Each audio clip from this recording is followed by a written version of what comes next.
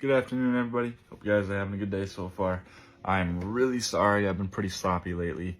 I forgot to post, and then I posted the other day, and the sound cut out, which I didn't realize because I didn't watch it all the way through before I posted it. So that was sloppy, so I apologize for that. And then I also didn't post yesterday. Yesterday, I work third shift, so I can't just do this first thing in the morning when I wake up. Otherwise, I would. But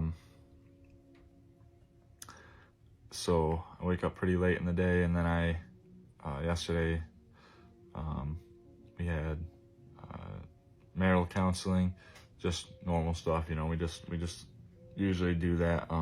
We were doing it before we got married, and then we kind of got out of it, but we're getting back into it with our pastor. So, and then we went on a date after that. So we're busy all day. So I apologize for that, for the sloppiness lately. But I'm going to redo the reading from the other day because the sound was cut out. So it's from 1 Corinthians 13, 4 through 7. It's written by Paul, and he writes, "Love is patient, love is kind, and is not jealous. Love does not brag and is not arrogant, does not act unbecomingly. It does not seek its own, is not provoked, does not take into account a wrong suffered, does not rejoice in unrighteousness, but rejoices with the truth, bears all things, believes all things, hopes all things, endures all things." So, love is patient. When we love somebody, we want to be patient with them. You know what I mean? You know, we want to be patient. You know, oftentimes we're not if we are not careful, but you know, we want to be patient with them because we love them. But that's what you are. That's what we're called to do. Love is kind.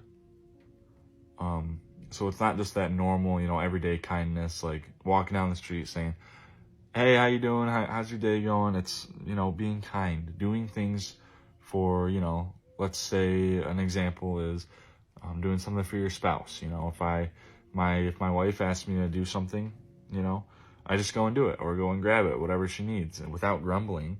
And that's kindness, just doing it, or even just doing it if she doesn't ask, but I know that she needs it, just doing it anyways, because even if I don't want to, that's kindness. That's exactly what kindness is, and is not jealous.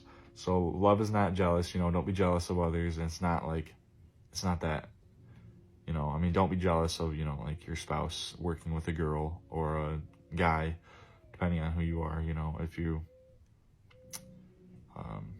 if you're the wife, don't be jealous of your husband working with other girls.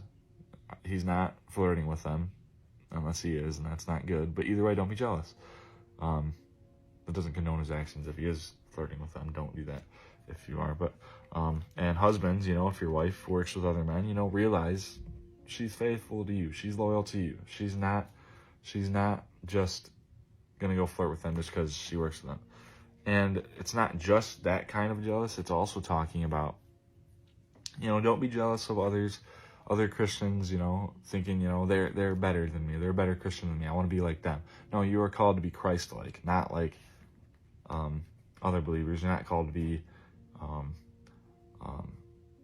Chris-like or Luke-like. You're called to be Christ-like, because, you know, that's exactly what your brothers and sisters are doing, is trying to be Christ-like. Don't try to like them. No, don't try to be like them. Try to be like Christ. Love does not brag, so don't brag. Don't brag about your accomplishments, about being a Christian, or, you know, your work accomplishments. Don't brag. Boast in God only. Only brag and boast about Jesus Christ and God. That's the only thing you should be bragging about. Look how I went from this. God saved me from that. God is amazing. That is boasting in God, not boasting in yourself because you came back. You were so good. No, God is so good. He helped you come back. And is not arrogant. You know, like I did this. You know, I can do anything. You know, I got this. I don't need your help, God. I got this. I don't need your help, brother or sister in Christ. I got this. That's arrogance. Does not act unbecomingly. So, when you love somebody, you're not going to act unbecomingly. You're not going to act the way you shouldn't. Acting unbecomingly is acting in a way you should not act. And even if somebody is acting unbecomingly, you don't then get to just act unbecomingly back. You should love them, try to help them through whatever they're going through. Be patient with them, because love is patient. It does not seek its own. That's selfishness. When you love somebody, you don't seek your own. You don't seek, I'm going to do this thing for my wife, but you know what? There's an ulterior motive here. I can get something out of this. No, don't do that. That's seeking your own. That's not kindness. That's seeking your own, and that's selfishness. We are called to be selfless.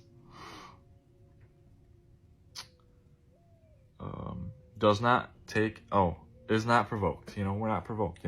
Somebody does something that might offend us. Don't be provoked. Don't be provoked by what somebody else did, because they don't control your actions. You do. You control your anger. You control your actions. Just because somebody else did something doesn't mean that you now get to be angry at them. Don't be provoked. Does not take into account a wrong suffered. When somebody does something wrong to you, love them through it. Don't just, this person did something to me, I'm not going to love them anymore, or this person did something to me 20 years ago, you know what? I don't want to be around them. I don't want to be like them. I don't want to like them. I don't want to be around them. I don't like them. No, you're called to love them. Pray for those who persecute you, Jesus says. Even if they're also a believer, they might, say something about your life that you don't like. Oh well, forgive them. I'm going to be blunt with it, just forgive them. I don't care, forgiveness, it's such a key and vital part of being a Christian. We're called to forgive no matter what. Somebody can kill my wife, and you know what? I'll hate them forever, or I can forgive them. What's it going to do to them whether or not I forgive them or hate them, Are they going to, be like, oh man, I killed that guy's wife and he hates me now. Dang it. No, he doesn't care. The only person it's tearing apart would be me. Would that suck? Yeah, that would really suck, but I would have to forgive him at some point. Sooner rather than later. Because you never know when God's going to come take you.